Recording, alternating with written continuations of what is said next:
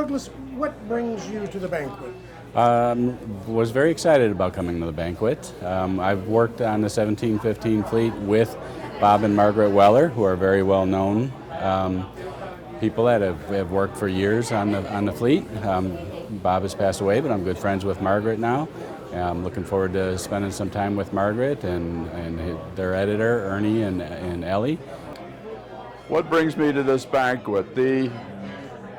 I was sort of brought up in the Keys, and I do work for a coin store, so a lot of what I'm seeing here is more of a learning lesson to me. I do know quite a few of these people here, and so my brother lives up here in Melbourne, so I wanted to attend it all and see what I could learn from being here for the period of the week.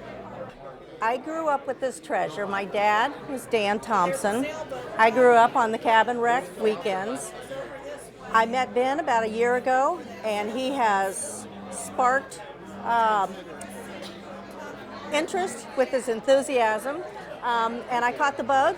I went to both days of the symposium. I learned something. Everybody who spoke, I learned something new, and hope he continues on with the story. I wanted to see old friends, people I hadn't seen in 40-odd years. I am here because my father, Lou Ullian, was one of the original members of Reel 8, and I grew up watching him dive and tell stories about finding the Spanish treasure off the coast of Florida.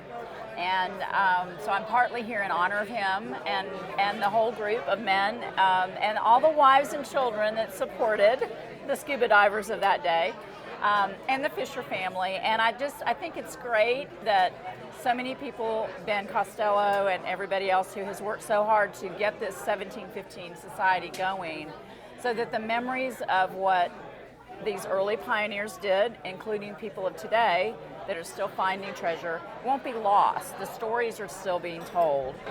Well, I'm a 1715 fleet enthusiast like everyone else here, and I have been ever since reading the National Geographic from January of 1965, when I became fascinated with reading about Kip Wagner and the fleets that sunk off of Vero Beach. I'm at the banquet just to meet up with a lot of old friends. I've been in the treasure diving business one way or another since 1974, and there are a lot of people here I don't get to see very often. So I think it's fantastic that we're having such a large gathering of the treasure hunting community and a chance to just catch up on people's interests, what they're doing these days, and what they're collecting.